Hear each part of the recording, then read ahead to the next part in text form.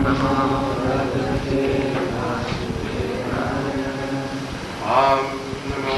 Bhagavate Vasudevaya. Om Namo Bhagavate Vasudevaya.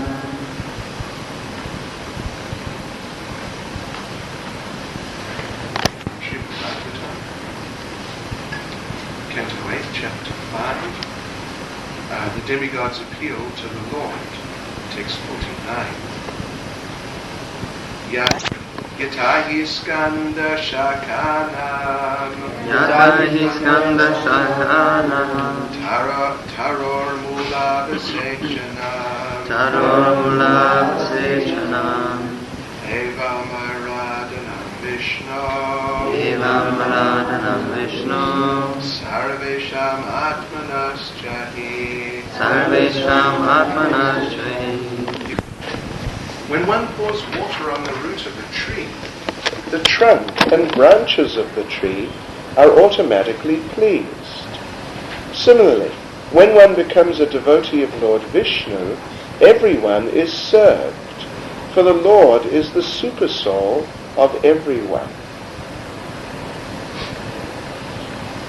I will do it responsibly. You can repeat after me, please. When one pours water on the root of a tree, the trunk and branches of the tree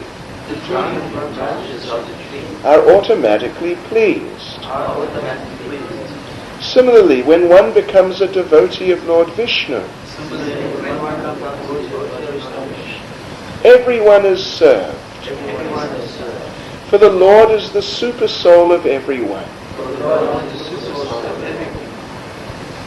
Purport by Srila Prabhupada. As stated in the Padma Purana, Aradhananam Sarvesham Vishnur Aradhanam Param Tasmat Parataram Devi Tadiyanam Samachanam. Of all types of worship, worship of Lord Vishnu is best, and better than the worship of Lord Vishnu is the worship of his devotee, the Vaishnava. There are many demigods worshipped by people who are attached to material desires. Kamaistai Hritigyana Prapadyantenya Devata. Because people are embarrassed by so many material desires, they worship Lord Shiva, Lord Brahma, the goddess Kali, Durga, Ganesh, and Surya to achieve different results. However, one can achieve all these results simultaneously just by worshipping Lord Vishnu. As stated elsewhere in the Bhagavatam 4:31-14. Yata taro mula nishechanena tripyanti yat skanda bujopashaka pranopaharach chayatendriyanam tataiva sarvarhanam achyuteja. Just by pouring water on the root of a tree, one nourishes its trunk and all of its branches, fruits and flowers. And just by supplying food to the stomach, one satisfies all the limbs of the body. Similarly, by worshipping Lord Vishnu, one can satisfy everyone. Krishna consciousness is not a sectarian religious movement. Rather, it is meant for all-embracing welfare activities for the world. One can enter this movement without discrimination in terms of caste, creed, religion, or nationality. If one is trained to worship the Supreme Personality of Godhead, Krishna, who is the origin of Vishnu Tattva, one can become fully satisfied and perfect in all respects.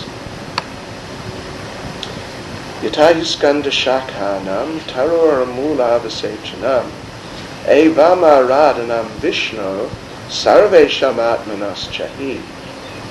When one pours water on the root of a tree, the trunk and branches of the tree are automatically pleased. Similarly, when one becomes a devotee of Lord Vishnu, everyone is served, for the Lord is the supersoul of everyone.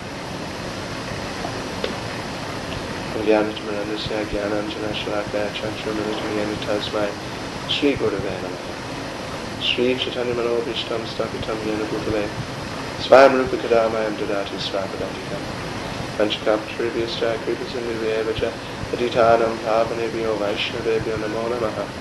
Sri Krishna Chaitanya Prabhu Nityananda Shri Advaita Gadadha Shivasti Gaura Bhaktivinoda Hare Krishna Krishna Krishna Hare Hare Hare Rama Rama Rama Hare Hare.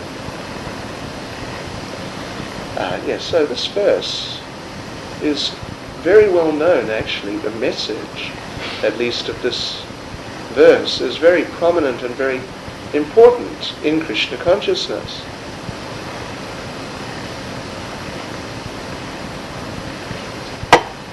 Even we see Srila Prabhupada quotes another verse, this time from the 4th canto of Srimad Bhagavatam, which is essentially saying the same thing.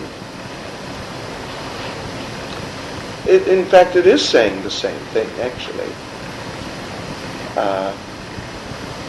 Just perhaps in a slightly more expanded form. But it is just the same thing, same point. You water the root of a tree, and all the parts of the tree become nourished. You nourish the root, in other words, and all the rest of the tree becomes nourished, without exception. There's no need at all to go to any of the other parts and try and do something particularly to nourish them. There's no need. It becomes a waste of time, as Prabhupada was saying yesterday morning. Anatha. Anatha means some unwanted thing. It's unnecessary. We may have it. We may want it. We may do it. Whatever. But actually it's unwanted. There's no help.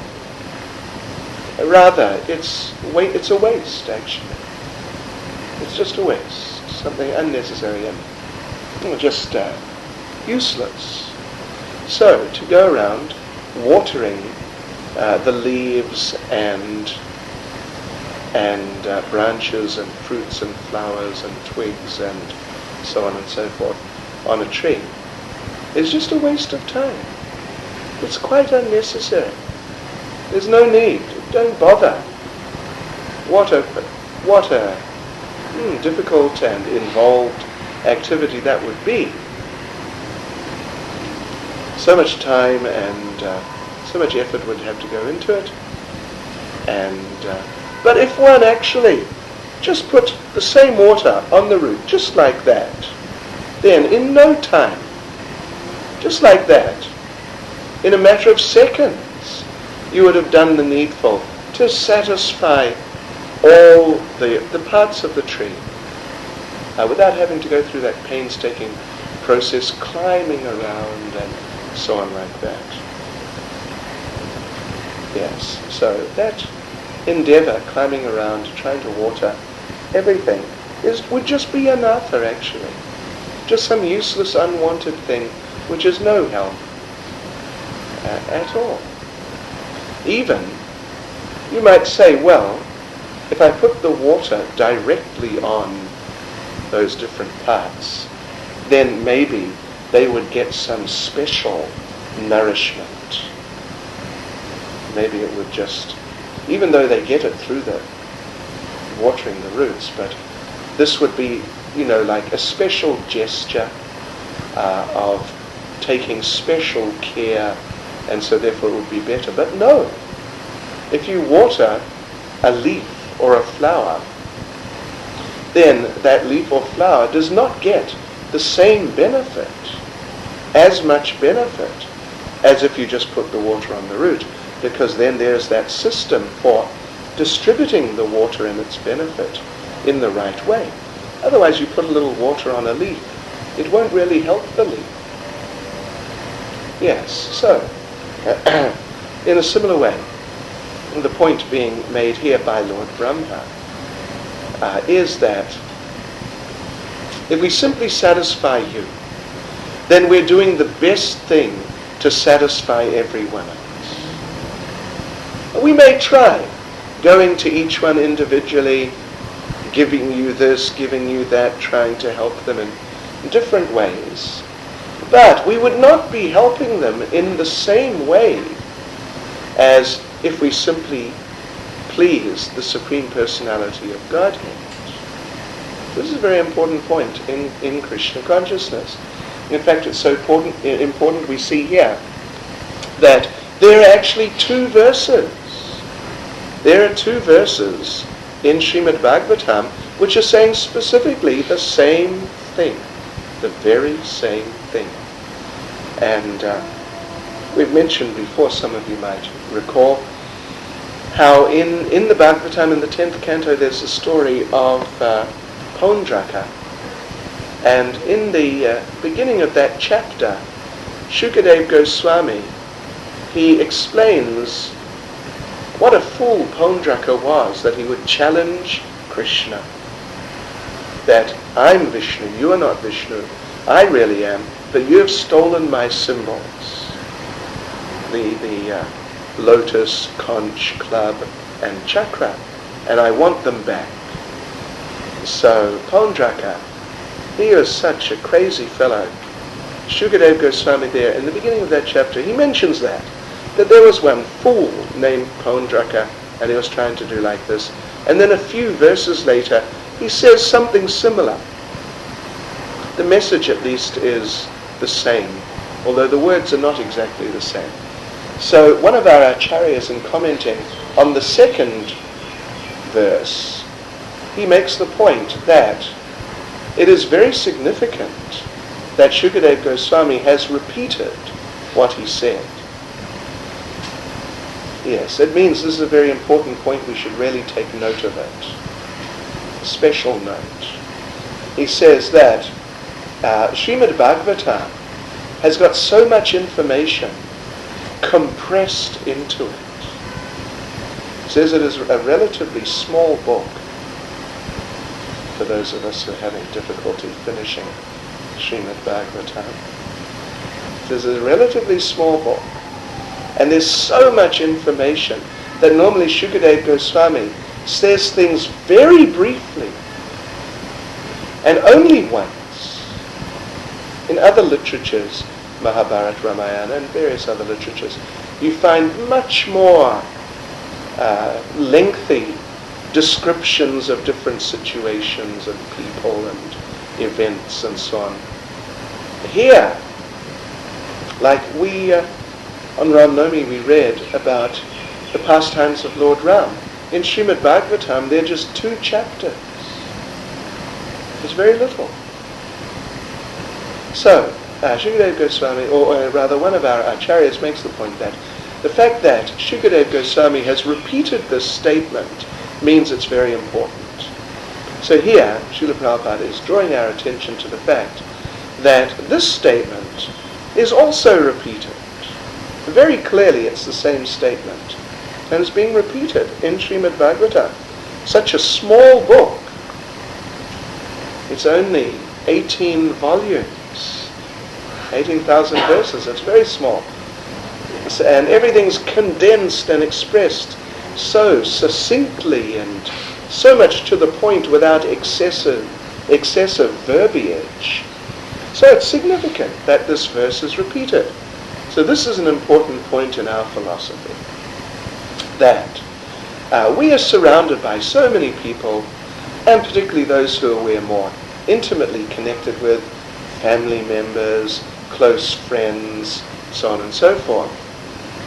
So there are all these different people, and particularly these closer people, and there's so much pressure to satisfy so many people, particularly family members and close friends, and then beyond that, so many others. The government,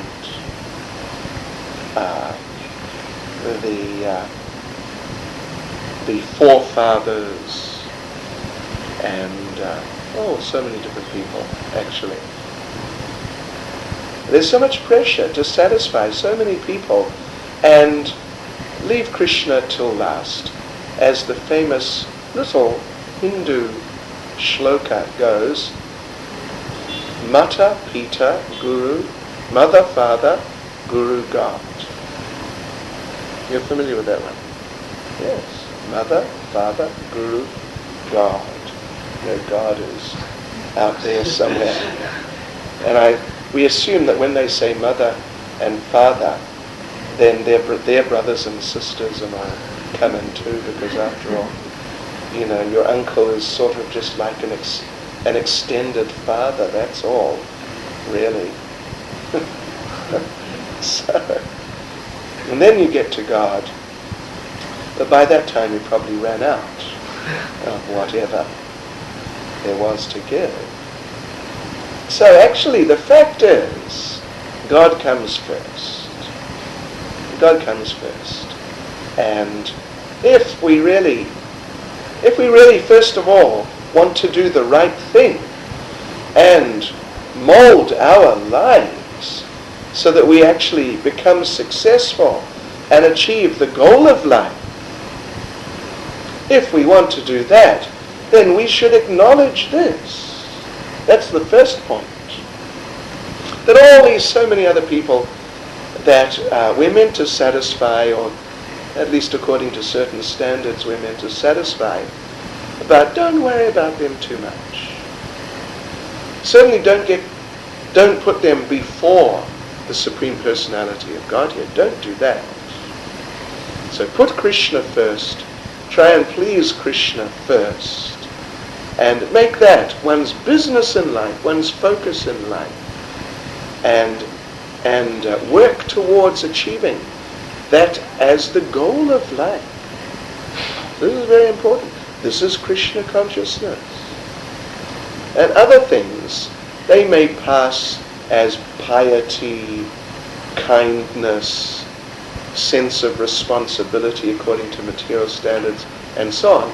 But they actually don't have much to do with the goal of life and becoming successful.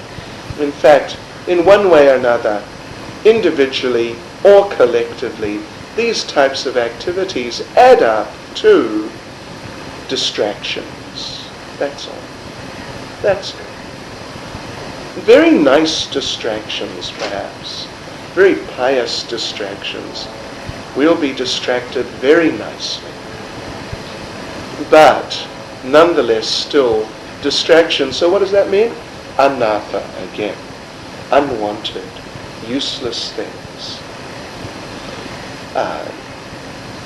But those people are there and some connection is there. So if we are to do something for them, then here, this is now explaining what, if we want to do something for them, what is the best thing? The best thing is, if we please Krishna, again, the same point, then that will help them in the best way. So we may feel this is a little esoteric point, and people may think we're being a little radical and, antisocial, something of that sort. But actually it is stated here very plainly in Srimad Bhagavatam. It's a very important point. And there are examples that illustrate this point. How? If you please Krishna, you actually please all the others in the best ways. A famous story in Mahabharata of Mother Draupadi with Durvasa Muni. Very famous story that Mother Draupadi and the Pandavas, they were exiled. They were out in the forest and just living from day to day. No comforts, no luxuries. They're just a very meager existence in terms of material facilities, just out there in the forest. So there they were. But somehow Draupadi got one pot. Well, anyway, probably wasn't a wedding present. But because they got married under extraordinary circumstances. But one way or another, she had one pot, which was, if you looked at it, it looked just like a fairly typical pot, but it was not typical at all. It was a mystical pot, and it was empowered somehow in such a way that if you cooked in it, then whatever you cooked in this otherwise ordinary looking pot, that would be enough to feed any number of people. There was no limit. Millions, billions, the whole world, all living entities, no problem. From that one pot, cooking one time. However, there was a limit on that potency, and that was that the pot could only perform like that once a day. Then you had to wait for the next day. And then it would do the same thing. But after you'd used it once, then if you're going to cook a second time, it would not produce those remarkable results. So now, there was Mother Draupadi and the Pandavas and Queen Kunti. They were out there in the forest, in exile, and the arch rival Duryodhana, the big rascal demon, he was aware of this pot actually. And he knew that it was Mother Draupadi's practice. It was just, she was regulated, that every day at a certain time she'd cook. So he was thinking, actually he was thinking of so many ways how to get at the Pandavas. But one day he saw what appeared to him to be a wonderful opportunity for getting at the Pandavas. Durvasa Muni arrived at the palace with his 60,000 disciples. And so they had some pleasant exchange. And Durvasa Muni said that I would like to do something for you. Just tell me anything and I'll do it for you. So the time of Draupadi's cooking had passed for that day, and Duryodhana knew that now it's a bit late. She will have used the pot, and that will be finished now for today. So Duryodhana, he said to Durvasa Muni, yes, thank you. If you want to do something to please me or help me, then would you just go and find the Pandavas in the forest and ask Mother Draupadi to prepare a feast for you and your 60,000 disciples. So Durvasa Muni said, sure, no problem. Off he went, and he found them after a little while there in the forest. There was Mother Draupadi, and sure enough, the pot had been used. She was just in the process of cleaning up after the cooking. So Durvasa Muni approached her with his 60,000 disciples and said, we're all feeling very hungry. Could you please prepare a nice feast? A very nice feast. We'll go down to the river, we'll take bath, we'll be back in half an hour. And we would like a very nice feast. So, Mother Draupadi, she panicked, because she knew, now this pot has been used and I'll have to wait till tomorrow. Half an hour is just not enough time at all.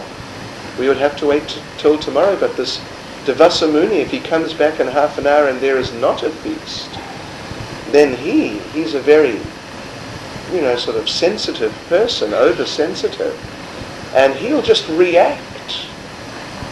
He'll just react strongly and get angry with me without even taking into consideration the circumstances. So she thought, oh, this is terrible, what to do? She took shelter of Krishna. She just called out, hey Krishna, hey Govinda. Krishna appeared on the scene. She explained everything to him. Krishna said, okay, no problem. Just look in the pot, see if there's even a little bit of vegetable left, just even a scrap, and I'll have it, and then we'll see. I'm sure we can solve this problem. So Draupadi looked, but she looked carefully, she thought. There was nothing. The pot was spotless. So then Krishna said, no, let me look. So he looked. Sure enough, tucked away in one little corner somewhere was a little scrap, tiny little scrap of some subject, barely visible. So Krishna, he took that little scrap and he enjoyed it so much. He said, "Oh, now you've satisfied me completely. I just feel so happy." In other words, there's so much love and devotion in that cooking of Draupadi. She's such an affectionate devotee of the Lord. The Lord, he experienced that. It was just like an overwhelming experience. So he didn't need to eat anything more. He was fully satisfied.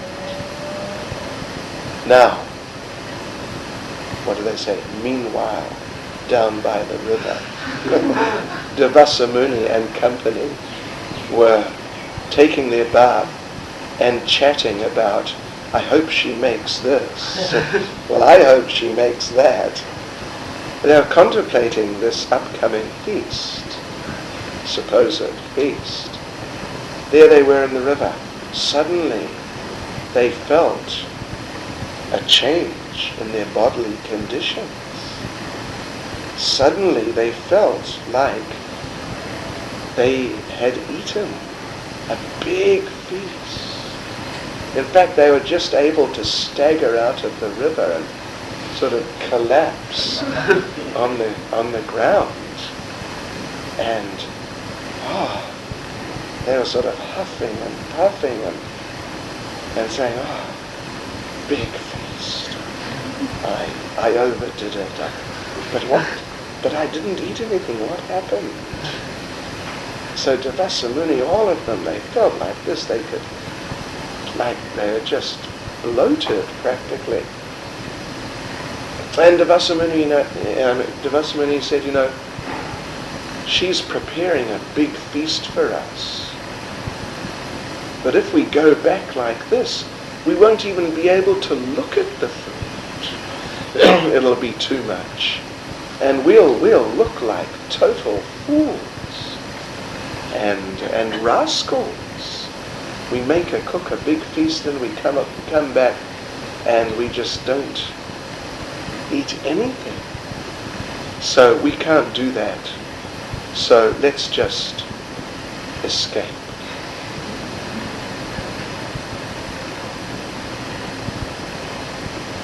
There's a saying, there are different versions of it. If there's a problem, an American throws money at it. An Englishman throws words at it.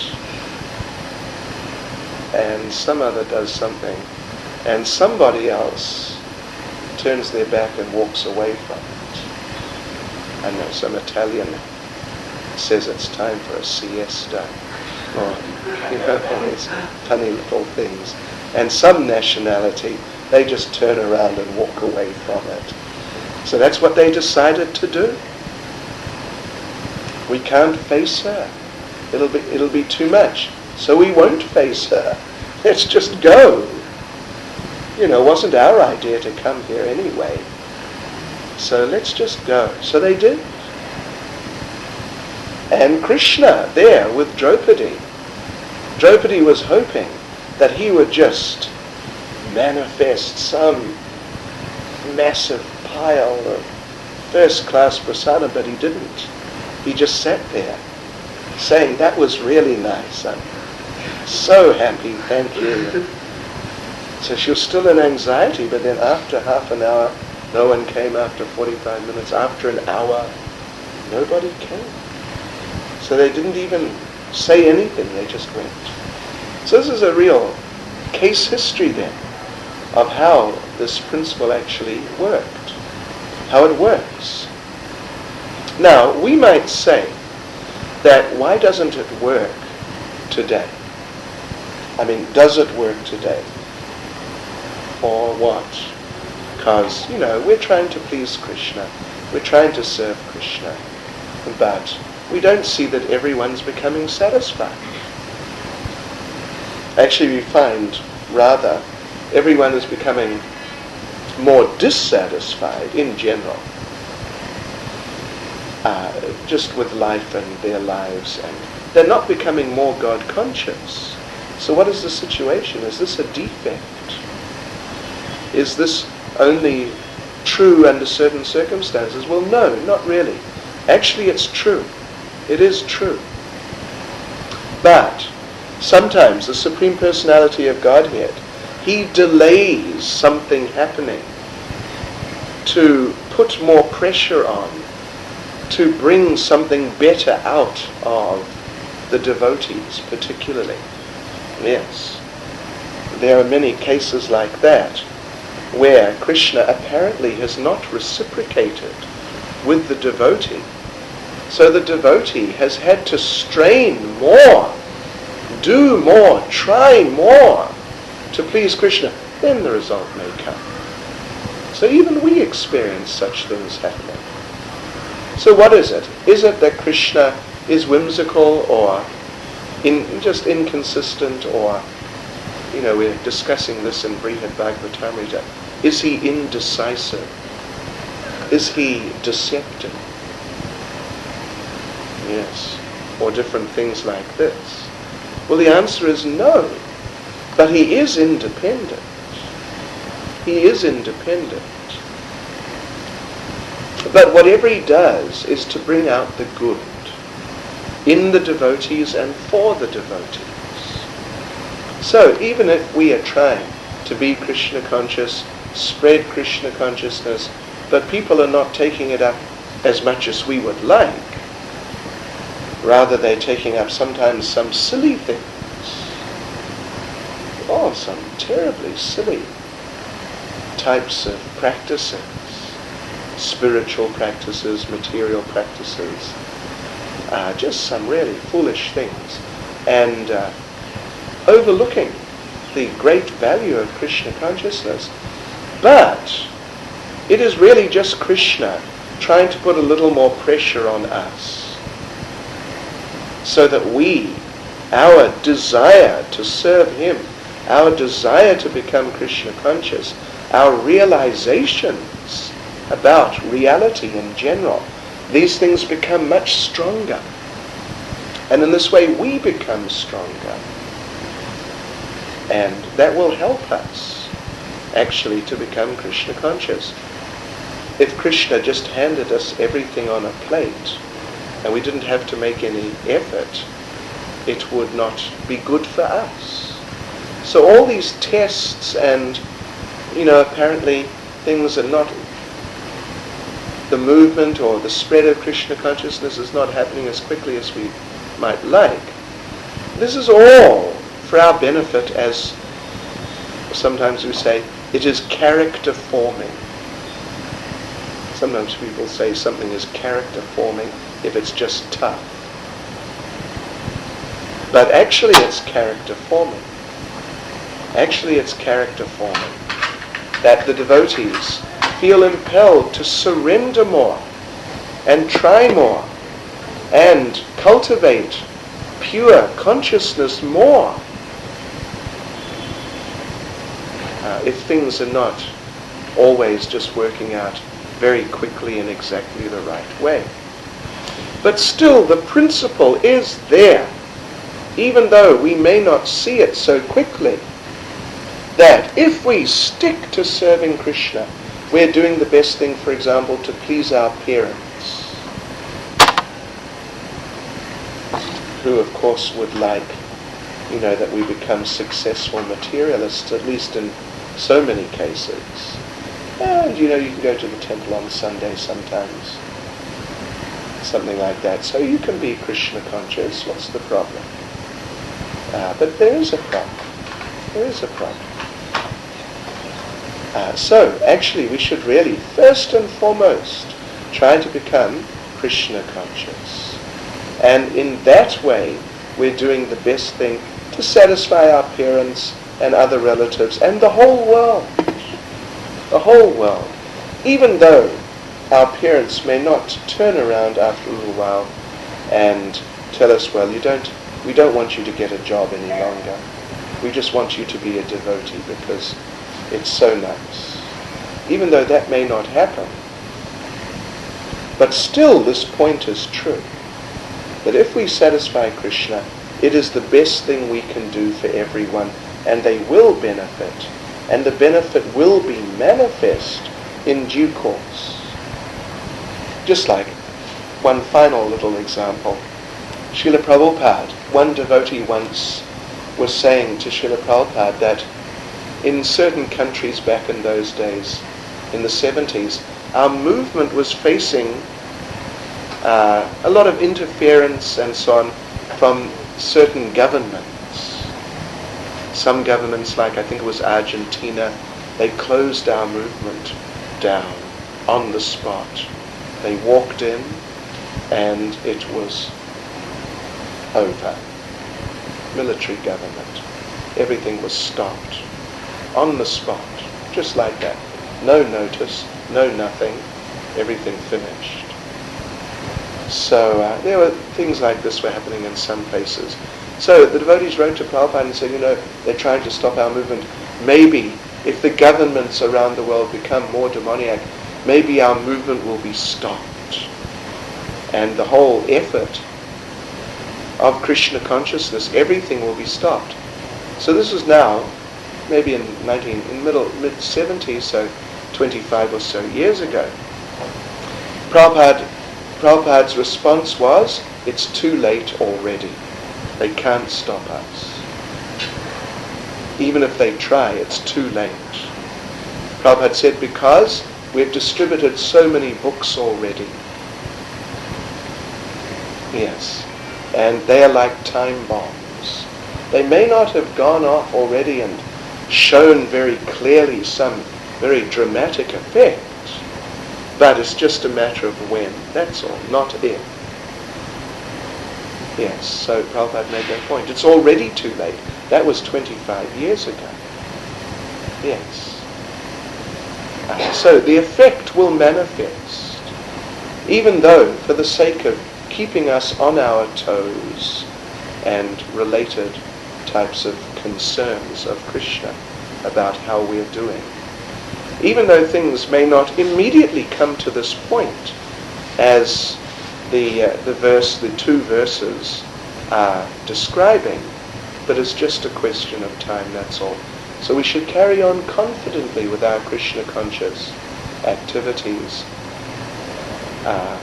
and know that we're doing the best thing all round for everyone. Any comments or questions?